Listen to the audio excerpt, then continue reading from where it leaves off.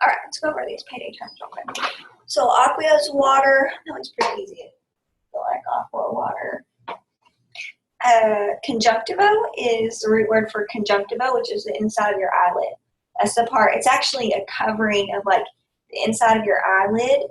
So it goes on like the back of your eyelid, and then actually goes over the front of your eye too. Kind of like a double layer thing going on. Conjunctivitis would be what? Inflammation of that. Yes, inflammation of your eyelid, basically, or inside your eyelid, your conjunctiva. Anybody know the regular term for conjunctivitis? Pink eye. Right. Lacrimo is a root word for tears. Diplo means double, like diplopia is double vision.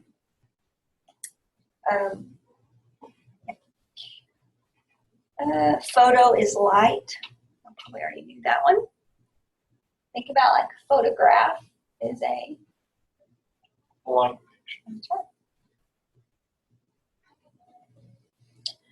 Opia or opsia, either one of those suffixes means vision. So like I said, diplopia is double vision. If you have presbyopia is another one. That's like, that has to do with when you get older and your vision is not as good, especially you're like reading things that are close up, your eye can't accommodate very well. So it's presbyopia. Vertigo, so this is a term, it's not a word part, it's a whole term.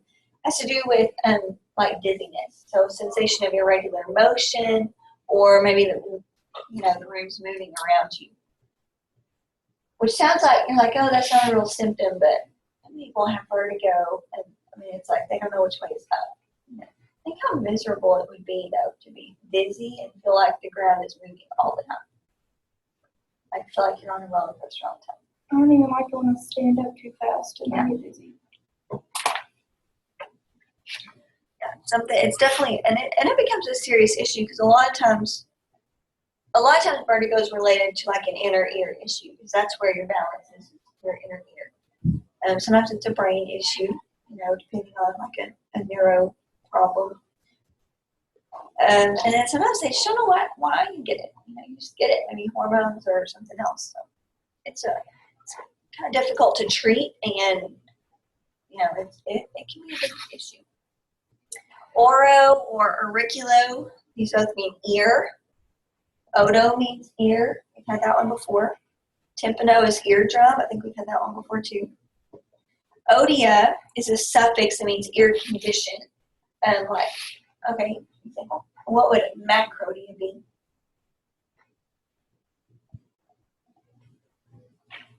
Macro, odia.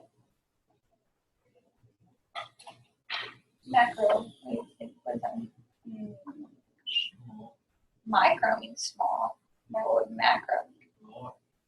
Large ear condition. Big ears. Okay. What else? That's it. The abbreviations on here, they're all eye and ear related, and I'll give you a couple more to add. You won't be tested on them, I don't think, but anyway, so you'll know if OU is each eye or both eyes. AD is right ear. AU is both ears or each ear. And then AS is left ear. And it goes the same way. OD is right eye.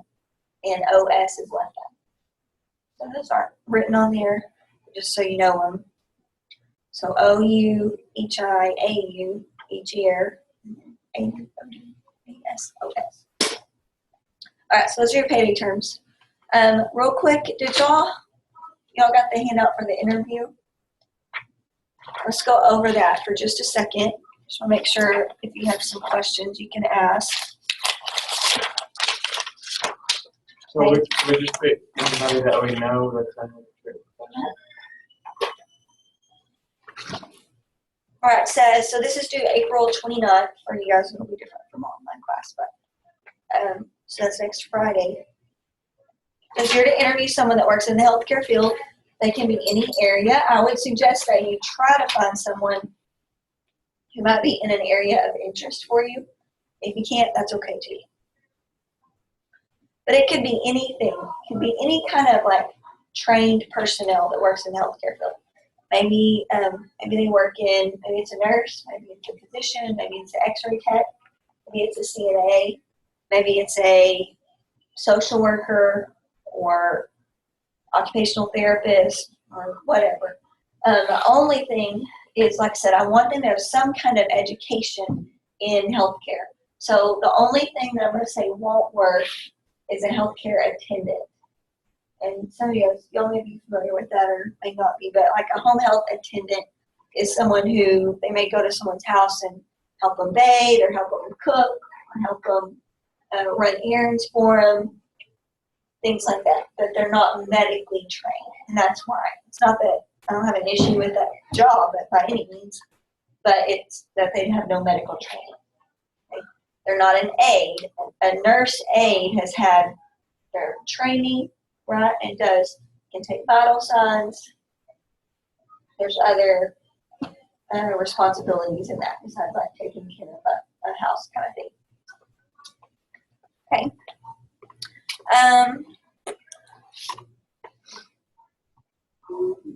I'd rather you not interview your parents. So that's only like a last resort. You really, truly can't find anyone, which is, that shouldn't be. You get to hear from them all the time. Just try to find somebody else. Only other thing is that you cannot text or email the interview. You either need to do it in person or over a phone call. I just want you to text them the questions and then text you back. What else? Yeah, if you can't think of anyone, try to think, maybe get an idea today sometime of who you might interview.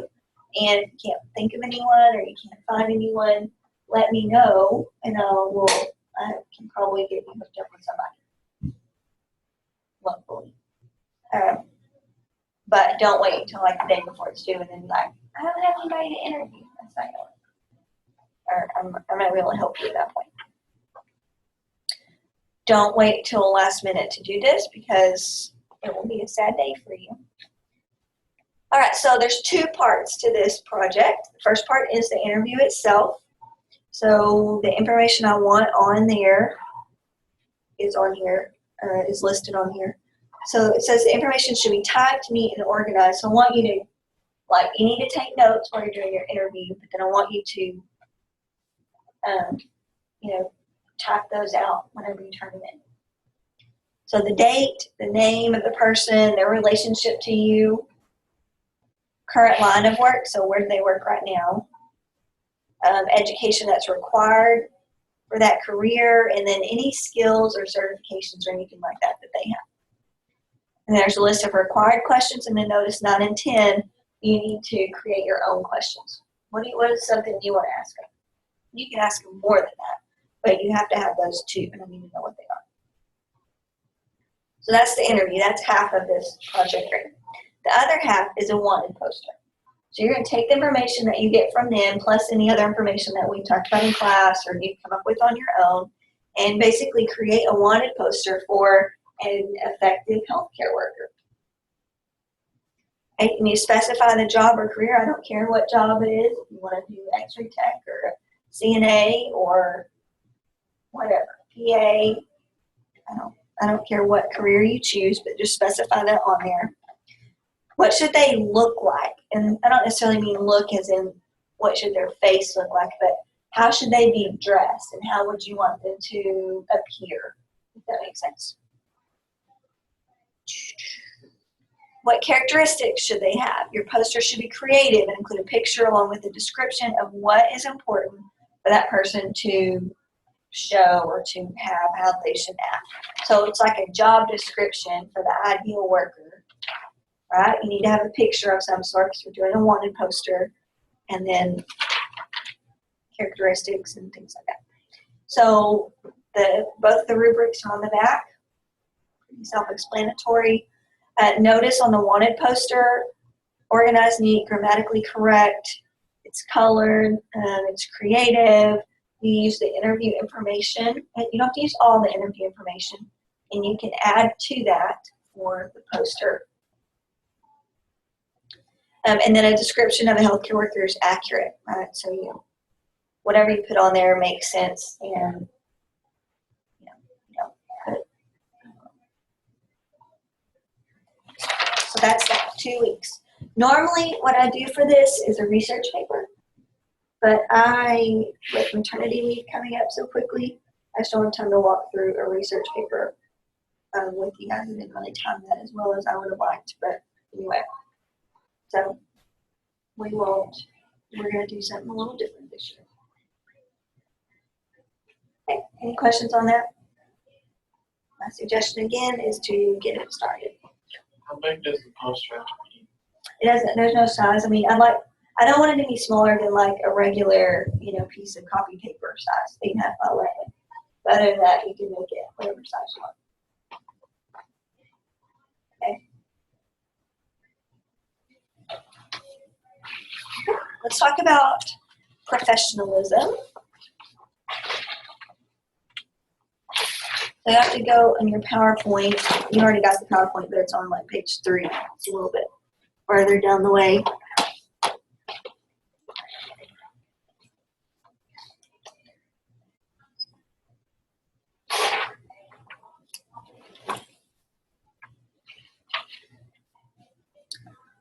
All right, so whenever you think of the word professionalism, what do you think of? What are some things you think of?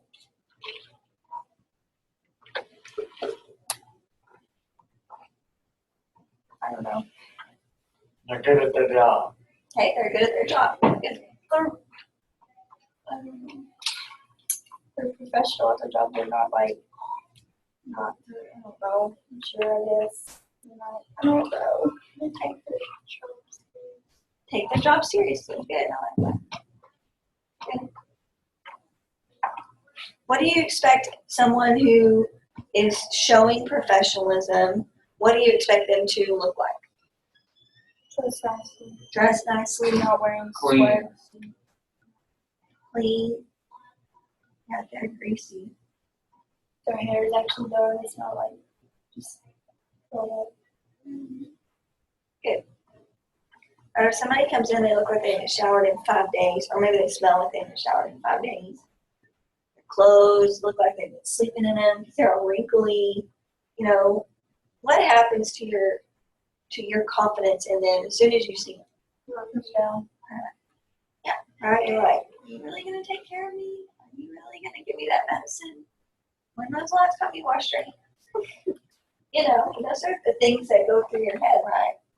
So professionalism is important in the workplace, and this is for anything. You guys are doing a job interview, this is related to lots of different things besides just healthcare. It says this is the conduct, aims, or qualities that characterize or mark a profession or a professional person. So it's kind of has 2 aspects. One is that, like if I'm a nurse, I'm expected to act like a nurse, right? I may not call a physician by their first name, especially, if you know somebody personally, that's one thing. But to just know someone at work, me as a nurse, I'm saying that from my perspective, because that's what I am. I'm always going to call a physician doctor, so-and-so, or whatever. That's just part of that professional attitude. I'm not going to get people involved in my own drama, right? And so those are things that are important. And then the second thing here it says is how you act or are seen in the workplace, right? So how you act, like I said, how much do you cause a lot of drama? How do you act at the workplace? Do you get your job done? Are you lazy? What do you do? How do you speak to people? I think that how you talk to people is a lot of what makes professionalism, either you are professional or you're not. It's how you handle situations and how you speak to people.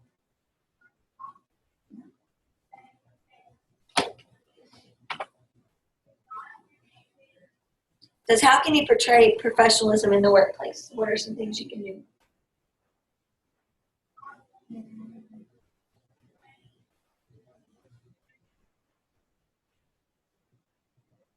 are some things. Let's talk about things that you wouldn't want to do.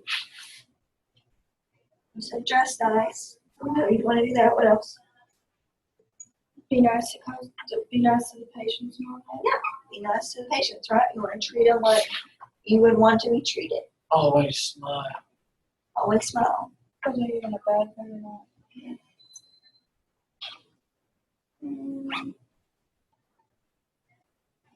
Wash your hands. That would be good. Definitely. Okay, good.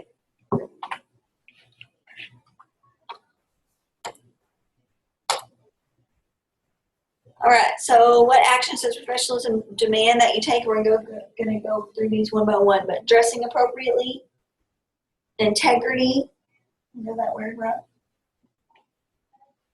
Customer service related mindset, staying healthy, being responsible for your own actions, make yourself an expert in what you do, and then appropriate communication skills. So professional appearance. We're talking about working in healthcare, specifically like a hospital setting or some kind of clinic setting or something like that, right? You should have a uniform or some other attire. How do you know somebody's a healthcare professional versus a patient if you go to the hospital? If they're wearing scrubs. Maybe they're wearing scrubs. What else might they be wearing? Name tag. Always. Hey, so maybe they have on their stethoscope.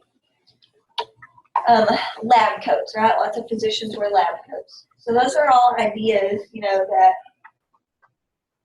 they have some kind of profession. They're a professional.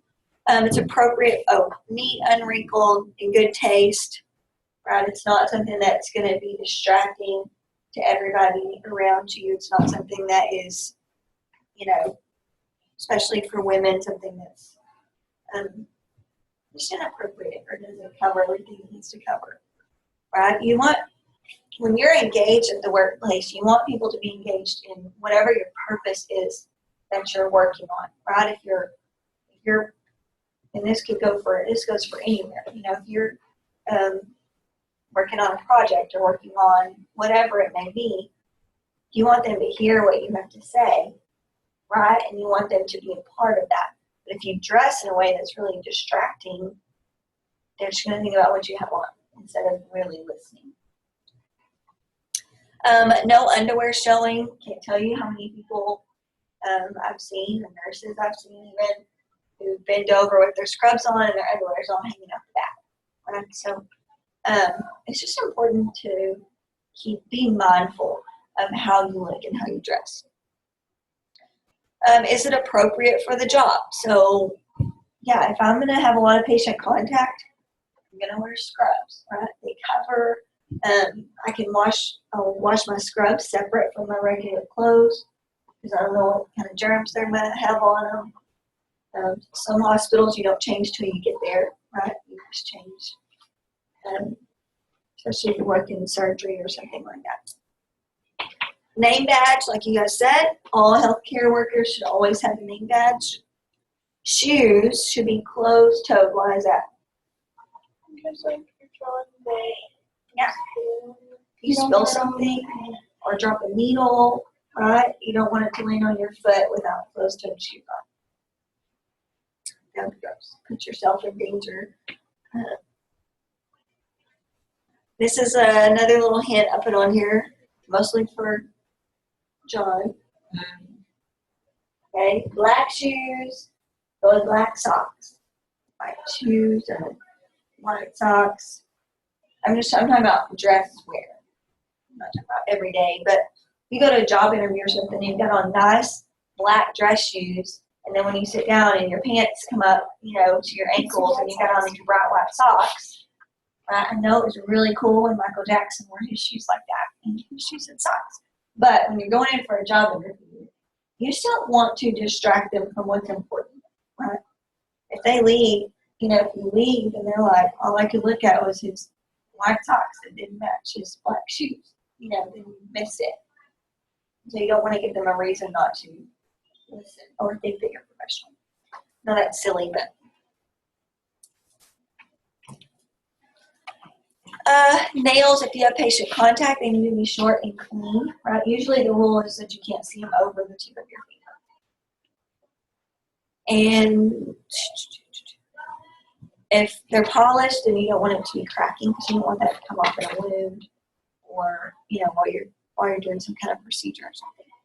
Hair, if you have direct patient contact or contact with any food, right, it needs to be pulled back. Usually in food, you have to wear a hairnet. But with patients, you think if I've got my hair down and I bend over to look at to open up or look at a wound, pull back a dressing, and my hair falls in that wound, that would be gross. Right? Gross for me and for them. They don't want your hair in their wound just as much as you don't want your hair in their wound. Integrity. So what is integrity?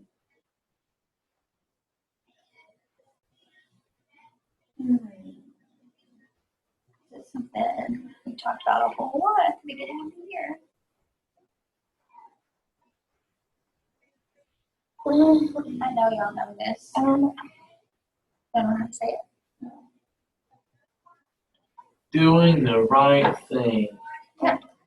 It's doing the right thing even when nobody's watching, or maybe even when nobody else cares if you do the right thing. Right? Sometimes you do the right thing, nobody else even cares. I'm like, who cares if you do that or not, right? But it's still doing the right thing. And I had this talk with my earlier group. It's so important that you handle little things with integrity, like little things, maybe whatever it might be. Because I feel like when you handle the little things with integrity, the big things that make a big difference that are really hard to walk through with integrity are a little bit easier because you've already been practicing that. Does that make sense? Like little things, like handling situations with friends, or maybe accidentally, I don't know, paying something back or whatever. Little things, when you practice those little things, it makes the big things so much easier to deal with. It says you're being paid to work, so you need to work, right? So they're paying you to be there and to get a job done. You need to use up your time wisely and get the job done, right? That's part of having integrity, is that you are, you've got some self-worth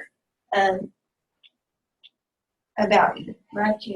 You've got enough ethic in you to do what you know needs to be done and not take advantage. Customer service mindset. So this sounds kind of weird. You think, a hospital, why do you need customer service? Well, patients are customers, right? They are paying for health care. They're paying to have you work on them or whatever it is that you're doing. So it says treat all people as you would want your own family to be treated.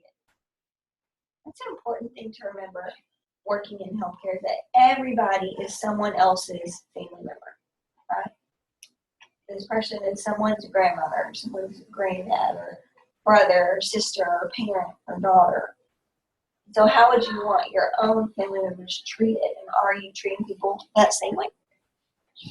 Be quick to apologize. Now, I'm not saying you always have to say you're wrong, even if you don't believe you're wrong. But apologies can go a long way. If I call, let's say I get home, let's say I go to McDonald's and I get all the way home and they gave me the wrong meal. Okay? And I call back up there. Maybe I ordered it wrong. Maybe I said a 9 instead of 8. Maybe I'm the customer and I really was wrong. But if they say, hey, we're really sorry, next time you come in, bring your receipt and we'll give you a free whatever it might be. Even though it was my fault, if they still say they're sorry, what am I likely to do? You think I'm going to go back there at some point? Probably, right, if they're sincere in their apology. But if I had called and they were like, I'm sorry, you were wrong. This is what you ordered and that's why you got that. Am I going to be quick to go back? No. I don't want to take them more of my money. So, I don't know. It's the same idea in the hospital setting. People want to be treated with respect, and they want to be treated like somebody cares. And that will make them, not that we want them to come back to the hospital necessarily, we don't want them to stay sick, but that still builds rapport with that person, their family, and the community, so that that facility can be trusted. And even if they do get sick again, you want them to come back and not go Yeah. to a different one that's not going to be as good. Yeah. Or just not come at all. Mm-hmm. Sure. All right, it says you do what you can to resolve all the issues. So don't just leave, a mess for someone else to deal with. If you can deal with it, you can make it right, then make it right. Okay, staying healthy. It says if you stay healthy, you'll feel better, which makes you treat people better, right? And it helps you make better decisions. If you're getting good sleep and you're eating the way you need to, your mind's going to be a lot sharper to make hard decisions. And sometimes in healthcare, you have to make some in all areas of healthcare. So an example here, let's say some so-and-so stays out till 2 a.m. on Friday night, gets totally wasted, right? And then shows up to work the next morning at 7 a.m. and at the ICU to work as a nurse. Is that going to work? No, right? Are they going to be thinking clearly? Probably not. All right, are they going to be able to give these, life-threatening, what could be life-threatening medications? Are they going to be able to think clearly enough to set the right drip rate or to, make sure that they're checking the medications and things like that? Probably not. So it's important to stay healthy. And I forgot to say this earlier, but one thing I will tell you guys, and this doesn't really have anything to do with that, but I do want to tell you guys to be so careful about what you put on social media. And that's any social media, what you put out there on Snapchat, even though I know Snapchat doesn't stay around, but you just don't know what people do, if they screenshot what you send or whatever. And it just doesn't take much to ruin your whole life, honestly. Have something that you have to deal with forever. So, not just that, but people will, I would even venture to say most employers, if they're any kind of social media savvy, will look up someone's Facebook page or Twitter page or whatever and see what they've written on there, what all they posted before they will hire someone. And it's public knowledge. It's not like there's nothing saying that they can't use that information. If you've made it public, then it's there for them to use, right? They're not doing anything wrong. And, you think if you're an employer and you sign on to someone's Facebook page, well, here's an example of it. I know a person who, well, anyway, let's say you get on there and you complain that you've got all these complaints about your last job and the people that you worked with, right? Or you're talking about drama that was caused by whatever it may be. Or maybe you put on here that you got, you were up till 2 a.m. drinking. Are they going to want to hire you? No, they're going to think, okay, well, they're unreliable, right? If they were up till 2 a.m. last night, who's to say they won't be up till 2 a.m. drinking the night before they come into work and won't be able to function? If they didn't like anybody at their last job, are they really going to like anybody at this job? You see what I'm saying? Those are things that they can use if they may not want somebody like that who works there. So be very careful about what you put on social media. Side note. Be responsible. It says when you make a mistake, do what you can do to fix it and report it. And I promise you guys, if you will do this, it will take you, you'll do well because people will trust you and your boss will trust you. And this is, again, any job that you have. You make a mistake, if I do something wrong, I'm going to get a plan in my head of how I'm going to make it right. I'm gonna fix it, and I'm gonna prevent it from happening again in the future. Right? I'm gonna kind of be formulating a plan as I go tell my supervisor what happened. But you always want to tell, and you always want to do whatever you can do to make it right. You don't want to just dump your mistake into someone else's lap for you to fix. Do what you can do to make it right, and it'll be good. If you don't know something, don't make it up. Okay, just ask somebody to help. Right? If I've never put in a PIC line before, PIC line is like a long-term IV, but it goes usually in the arm somewhere, and the catheter, instead of like these IV catheters we looked at before, they're like this long. This one's like this long, and it actually goes in through the arm and comes back up through. I don't remember. It depends on which one it is. Subclavian vein. Anyways, and then put it back into the heart to then be circulated. But you can keep that. A normal IV only lasts 2 or 3 days. Okay, but a PIC line can last for months. You just have to keep a sterile dressing on it. If I've never put in a PIC line before, which I have not done, so if I come in, Kendall needs a PIC line, they're like, hey, go put a PIC line in. I've never done it before. Do you want me putting that PIC line in? No, right? I wouldn't need it. If I haven't done something, regardless of whether or not I should or shouldn't know how to do it, if I haven't done it, it's my responsibility to make it known that I haven't done that before, that I don't know how, and take someone with me. Either they can walk me through the procedure, or they can do it and I can watch, so that the next time I would know how to do it. See what I'm saying?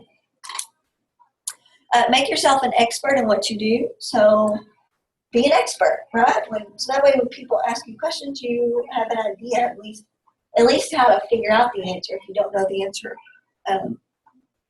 by heart. This makes you someone that people want to work with, right? If you acknowledge that if you come in and you sound like you know what you're talking about, they're going to trust you more, right? But if you come in and you're like, I really think maybe this is how this is, or I'm not really sure, but this is what I've heard, that they're going to lose confidence in you.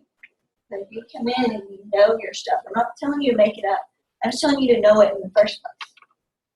Right? If I go to school, if I go to nursing school, I need to learn while I'm in nursing school, right? It's not just a matter of memorizing something so that I can get through the test. Because whenever I graduate nursing school, I'm going to be expected to know all that information that was on those tests. And you did. Appropriate communication skills, no foul language. And that drives me crazy.